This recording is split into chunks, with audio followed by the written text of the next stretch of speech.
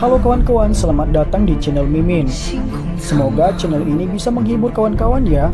Bagi yang penasaran, kalian bisa langsung ke videonya. Battle Drop to Heaven.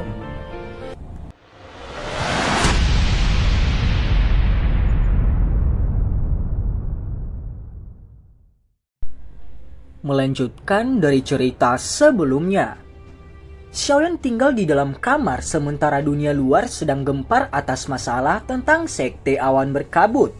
Dia mengerahkan seluruh usahanya untuk menyembuhkan luka-luka di tubuhnya sesegera mungkin tanpa menerima gejala sisa. Cedera yang Xiaoyan terima kali ini lebih serius dibandingkan dengan waktu lain. Namun kekhawatiran semacam ini tidak dianggap masalah besar bagi Xiaoyan. Menjadi seorang alkemis, dia tahu bagaimana dia bisa menggunakan metode teraman untuk membiarkan dirinya pulih secara bertahap. Yang ia butuhkan hanyalah beberapa waktu. Xiaoyan mulai memulihkan dirinya di klan Xiao. Dia mengusap cincin penyimpanan laut tenang dan sebuah pil obat hijau gelap yang halus muncul di tangannya. Sebuah aroma obat yang menyebabkan seseorang menjadi mabuk menyebar saat pil obat muncul. Roh seseorang akan diperkuat sedikit jika seseorang menghirupnya ke dalam tubuh mereka. Pil obat ini adalah pil Yuan pemulihan. Itu semacam obat penyembuhan, namun tingkatnya cukup tinggi dengan menjadi pil 5 lapis. Pil obat ini secara khusus digunakan untuk mengobati beberapa luka serius. Selain itu, karena efek obat yang lembut, itu tidak akan menimbulkan kerusakan sekecil apapun di dalam tubuh seseorang. Xiaoyan memakan pil obat itu dan mulai melakukan penyembuhan. Setelah beberapa waktu, dia telah memulihkan kekuatannya sekitar 50% dengan penuh upaya. Tiba-tiba api putih muncul di tangannya dan dia teringat dengan Yao Lao. "Guru, yakinlah bahwa aku akan meningkatkan kekuatanku secepat mungkin dan menyelamatkan ayah dan guru." Xiaoyan mengepalkan tinjunya dengan erat. Kilatan sengit melintas di matanya saat dia berbicara di dalam hatinya. Sebuah api surgawi di kedua tangannya dengan cepat menghilang saat pikirannya bergerak. Tatapannya sekali lagi mendarat di cincin hitam gelap itu. Cincin itu terhubung dengan roh Yao Lao dan di mana dia beristirahat di masa lalu. Karena itu, Xiaoyan tidak dapat memasukinya.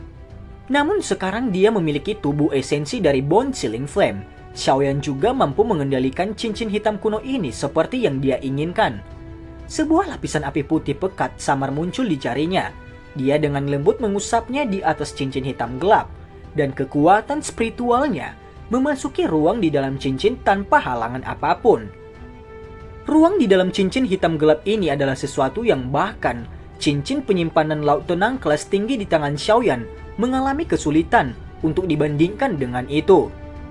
Tentu saja hal yang paling berharga bukanlah cincin ini, tetapi banyak hal yang tersimpan di dalam cincin itu. Kekuatan spiritual Xiaoyan dengan cepat menyebar ke dalam cincin penyimpanan. Di dalam cincin penyimpanan, semua akumulasi Yao Lao dalam hidupnya. Formula obat, metode Qi, teknik Dou, dan beberapa benda aneh lainnya tertumpuk di dalamnya. Berbagai benda tertumpuk bersama-sama menyebabkan matanya menjadi silau. Xiaoyan secara acak membalik beberapa metode Qi dan teknik Dou. Dia sangat sulit menemukan barang kelas rendah. Kelas terendah metode Qi dan teknik Dou semua berada di kelas Xuan tingkat rendah. Xiaoyan benar-benar bahkan melihat beberapa metode Qi kelas D dan teknik Dou setelah pengamatan rinci. Namun jelas ada sedikit item dari kelas ini. Setelah menghitung jumlah gabungan mereka tidak melebihi 20. Meskipun demikian, hal-hal yang tersembunyi di sini sudah menyebabkan Xiaoyan tercengang. Ini benar-benar sebuah gudang harta karun yang cukup memadai, yang menyebabkan banyak orang berbondong-bondong masuk. Untungnya hanya dia sendiri yang sadar akan hal-hal ini. Jika tidak, siapapun yang memiliki begitu banyak metode Qi kelas tinggi dan teknik Dou pasti akan mengundang kecemburuan dari banyak orang. Xiaoyan menarik kekuatan spiritualnya setelah membalik ruang itu. Sebuah gulungan yang benar-benar seperti giok dibawa keluar saat dia mengundurkan diri. Setelah mengamatinya dengan kekuatan spiritualnya sebelumnya, dia sudah menyadari ini adalah metode untuk menyelesaikan pil pelahap jiwa yang ada di dalam tubuh Shaoli yang ditinggalkan Yao Lao. Jika seseorang menghitung waktu hampir habis untuk Shaoli sejak saat dia menelan pil pelahap jiwa sampai sekarang. Oleh karena itu, Xiaoyan harus memaksimalkan waktunya untuk menyelesaikan masalah ini. Jika tidak, sepertinya Shaoli akan langsung mati. Pada saat itu melupakan rasa sakit Xiaoyan sendiri, dia bahkan tidak tahu bagaimana harus bertanggung jawab kepada kakak laki-lakinya. Sampai saat ini mereka berdua belum membahas masalah ini pada Xiaoding. Ini karena mereka tahu, mengingat temperamen Xiaoding, sepertinya dia akan berakhir dengan kejam menegur mereka berdua jika dia sadar akan hal-hal ini. Xiaoyan perlahan menarik membuka gulungan itu dan membacanya. Anak kecil, pil pelahap kehidupan memiliki efek obat yang terlalu kuat. Bahkan aku mengalami kesulitan untuk menghilangkannya. Namun tidak perlu merasa kecewa, bukannya tidak ada solusi. Pil pelahap jiwa menggunakan kekuatan hidup seseorang untuk mendapatkan kekuatan. Karena kita tidak dapat membatalkannya, kita harus meningkatkan kekuatan hidup dari orang yang mengonsumsi pil obat. Dengan cara ini, orang yang mengonsumsinya akan memiliki perpanjangan hidup sesuai waktu tertentu. Tentu saja ini hanyalah sebuah langkah sementara. Jika kamu ingin benar-benar menghilangkannya, dia harus menerobos ke kelas Dou Huang. Menerobos ke kelas Dou Huang benar-benar akan memungkinkan seseorang untuk menyelesaikan pil pelahap jiwa. Ucap yang tertulis di dalam gulungan itu. Tatapan Xiaoyan melihat kata-kata di gulungan sepenuhnya. Sesaat kemudian sukacita melonjak di wajah Xiaoyan. Metode guru tidak terlalu rumit, karena pil pelahap jiwa didukung oleh kekuatan hidup yang memungkinkan untuk menggunakan pil obat yang bisa meningkatkan kekuatan hidup seseorang untuk memperpanjang kehidupan kakak keduanya. Apakah Shaoli akan mampu melakukan terobosan ke kelas Dou Huang hanya bisa dilihat di masa depan. Meskipun metode ini sederhana, ini termasuk masalah besar. Ini adalah pil obat yang bisa meningkatkan kekuatan hidup seseorang yang sulit ditemukan. Namun ini bukan hal yang terlalu sulit bagi Yao Zunze yang terkenal di benua itu. Tatapan Xiaoyan bergeser perlahan, akhirnya berhenti di bagian terakhir dan jantungnya menghela napas panjang lega. Pil hijau umur panjang. Pil obat tingkat 6 yang mampu meningkatkan jangka hidup seseorang. Hampir 10 tahun. Satu individu hanya dapat mengonsumsi satu pil dalam satu hidup mereka. Dia melihat semua bahan obat yang tercatat di dalamnya. Kemungkinan besar seseorang akan menghabiskan cukup banyak waktu untuk mengumpulkan bahan itu semua. Sepertinya dia harus mencari Haitua untuk bahan obat langka ini. Karena klan primer memiliki rumah lelang. Xiaoyan menghela nafas lega ketika dia memikirkan hal ini. Setelah itu dia pergi keluar dan melihat pelayan wanita yang menunggu di depan pintu. Tuan ketiga, tuan muda pertama mengundang kamu ke ruang tamu jika kamu keluar dari kamar. Ucap pelayan itu kepada Xiaoyan. Xiaoyan mengangguk sedikit setelah mendengar ini. Xiaoyan muncul di luar ruang tamu setelah 10 menit. Dia mendengar suara Xiaoding dan Xiaoli dari dalam. Ada juga suara wanita yang tidak asing di tempat ini. Setelah mengidentifikasinya, Xiaoyan jelas tahu orang di dalamnya tampaknya adalah putri tertua Yaoye dari keluarga kekaisaran. Tidak lama setelah itu Xiaoyan pun masuk. Hahaha, Tuan Xiaoyan, benar-benar tidak mudah untuk melihatmu. Yaoye telah datang beberapa kali selama beberapa hari ini, tetapi hanya berhasil bertemu denganmu kali ini, ucap Yaoye. Xiaoyan tersenyum, matanya membuat kontak dengan Xiaoding dan Xiaoli. Bolehkah aku tahu alasan mengapa Putri Yaoye ada di sini kali ini? Tanya Xiaoyan. Tuan Xiaoyan telah membantu keluarga kekaisaran. Apakah kita masih membutuhkan alasan untuk datang dan berkunjung? Mata cantik Yaoye berhenti di Xiaoyan dan tertawa dengan sikap yang agak tertahan. Xiaoyan tersenyum dan menggelengkan kepalanya. Senyum di wajah cantik Yaoye dipertahankan untuk beberapa saat. Xiaoyan menatapnya. Aku mendengar Tuan Xiaoyan berencana untuk membentuk faksi dalam kekaisaran Jiama, tanya Yaoye. Klan Xiaoku memiliki cukup banyak musuh. Wajar jika seseorang harus memiliki kekuatan yang cukup jika aku ingin melindungi anggota klanku. Yaoye dengan saksama mengamati Xiaoyan dan berbicara. Keluarga kekaisaran kami tidak akan keberatan dengan Tuan Xiaoyan membentuk faksi. Kami bahkan bisa membantu. Namun aku berharap masalah sekte awan berkabut tidak akan lagi terjadi. ucap Yao Ye. Putri Yao Ye, kamu dapat yakin, Xiaoyan bukan Yunsan. Selama keluarga kekaisaran tidak diam-diam ikut campur dengan klan Xiaoku, Xiaoyan akan mengingat kebaikan keluarga kekaisaran. Xiaoyan diam-diam menghela nafas lega dalam hatinya setelah mendengar kata-kata Xiaoyan. Kalau begitu, Yao Ye secara alami percaya pada karakter Tuan Xiaoyan. Sekarang sekte awan berkabut telah bubar. Kekaisaran Jiama juga membutuhkan faksi yang kuat. Untuk menjadi wakil dari kekaisaran Jiama, tampaknya situasinya sekarang, Tuan Xiaoyan secara alami adalah pilihan terbaik. Xiaoyan tersenyum dan berbicara.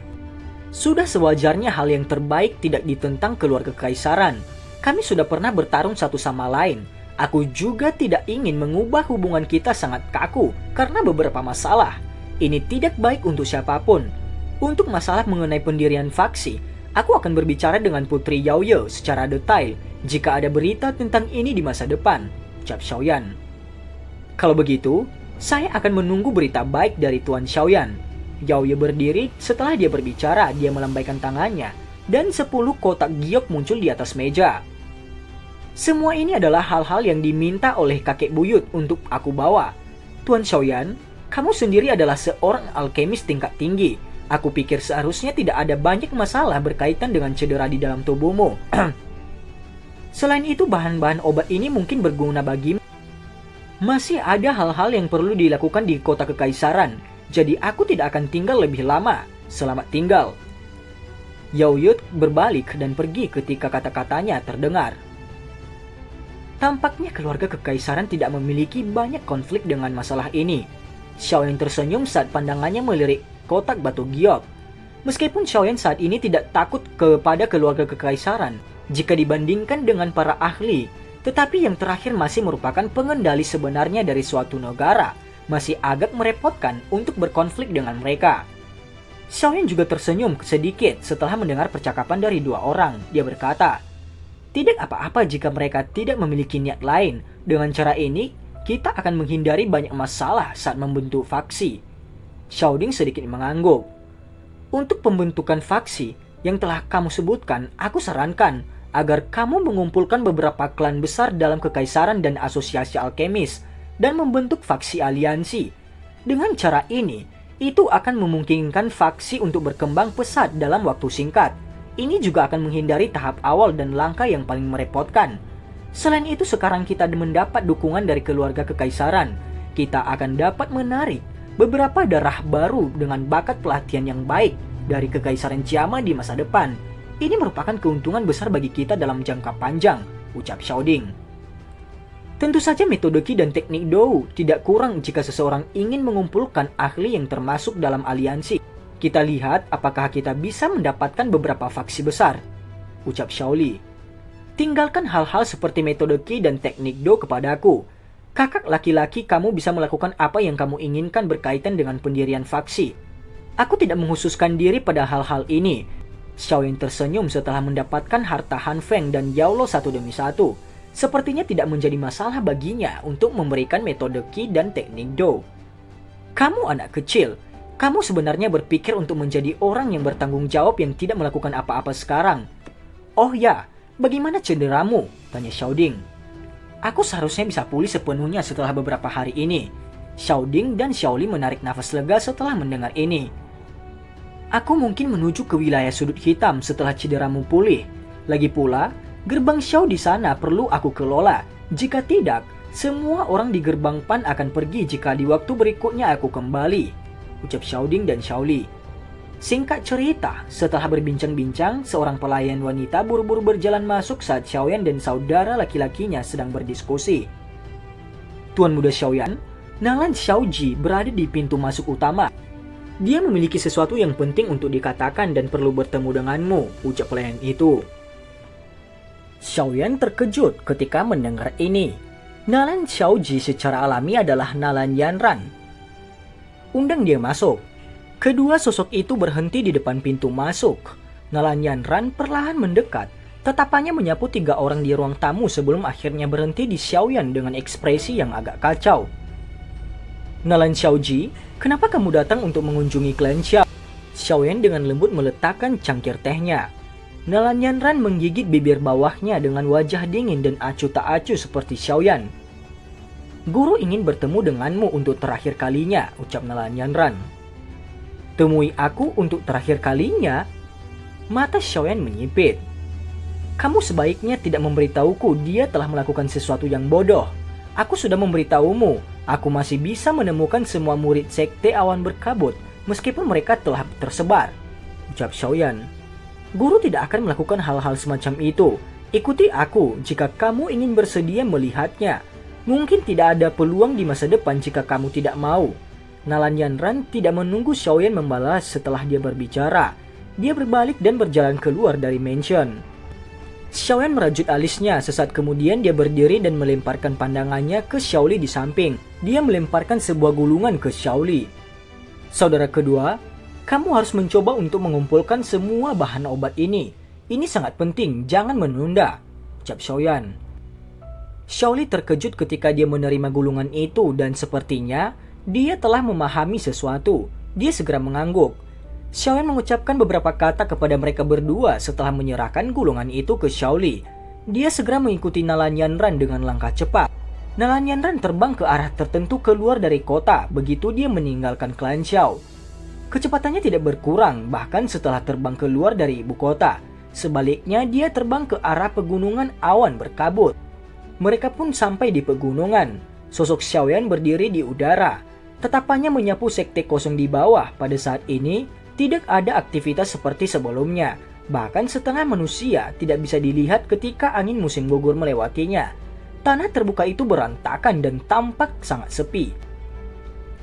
Selama waktu tatapan Xiaoyan menyapu melewati adegan ini, tatapan Nalanyan Ran melihat ke bawah dengan ekspresi kaget. Sesaat kemudian dia menghela nafas dan segera tidak bisa menahan diri untuk melihat Xiaoyan dengan tatapan marah. Apakah kamu hanya puas setelah mengubah keadaan menjadi seperti ini? Tatapan Xiaoyan dingin saat dia melirik agak marah kepada Nalanyan Ran.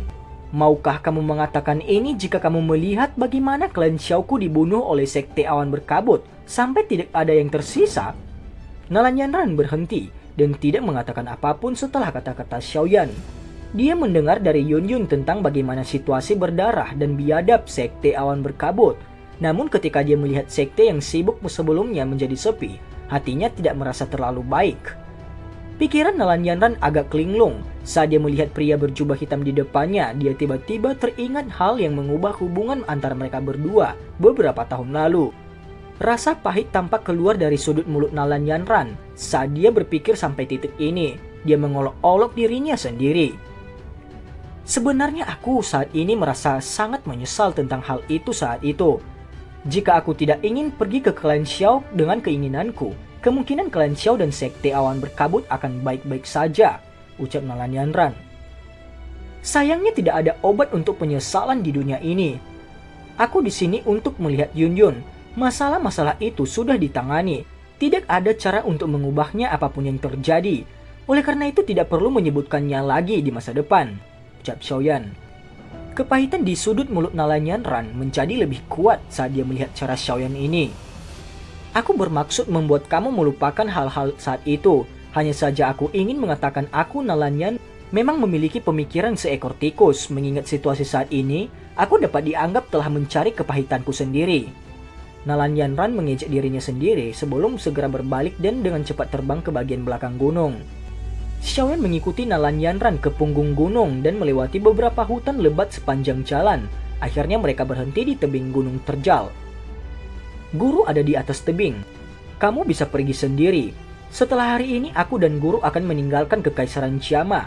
Kita mungkin jarang kembali di masa depan. Nalanyan Ran menunjuk ke atas tebing. Pergi?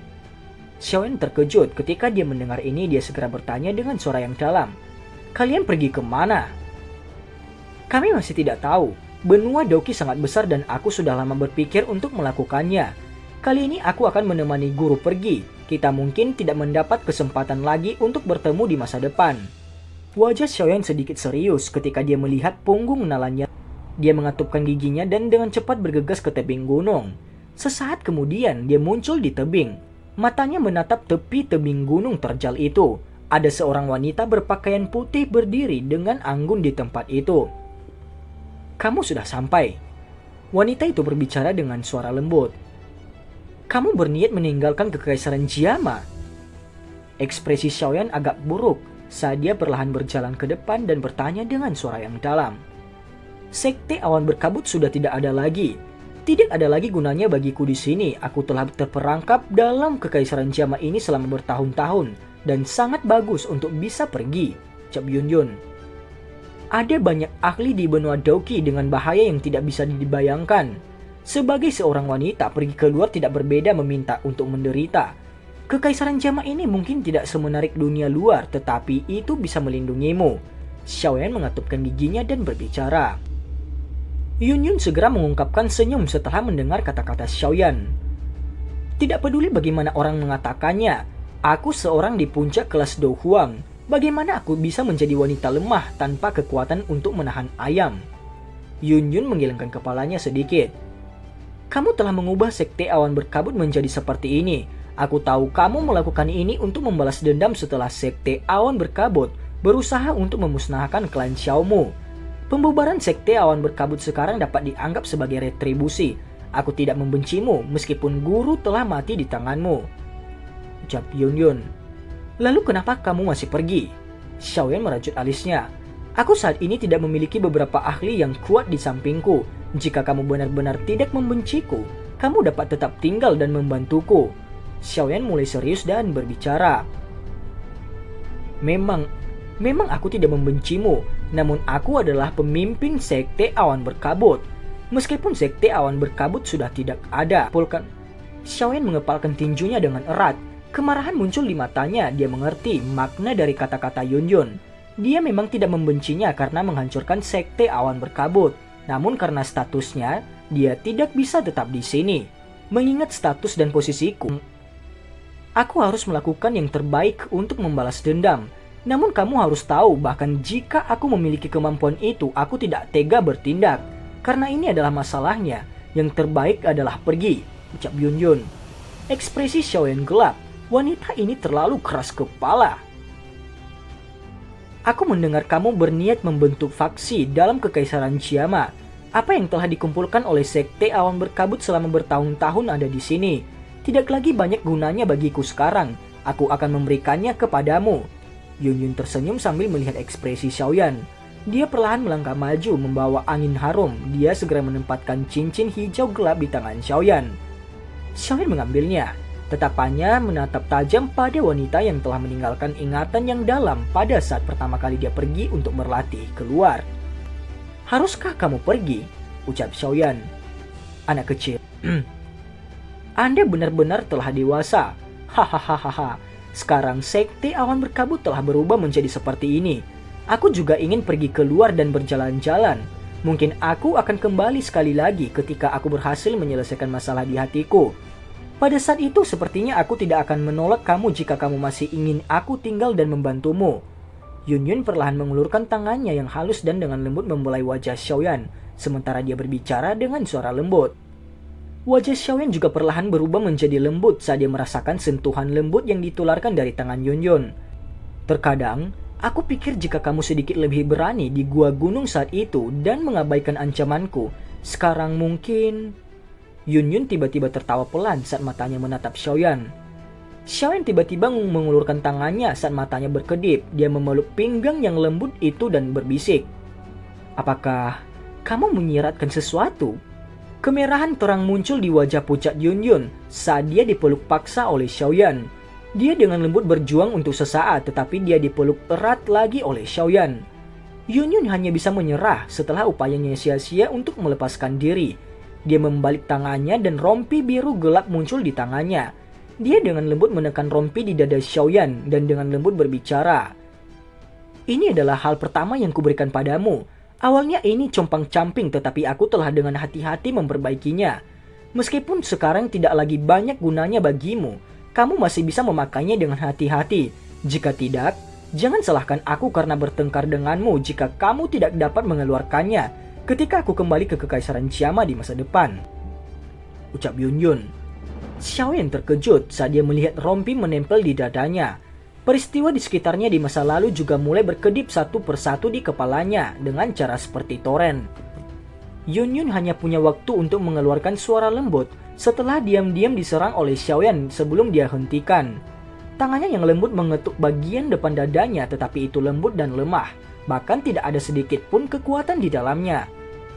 Lupakan, aku hanya akan melakukan seperti yang kamu inginkan. Yun Yun dengan lembut menghela nafas di hatinya saat dia menutup matanya.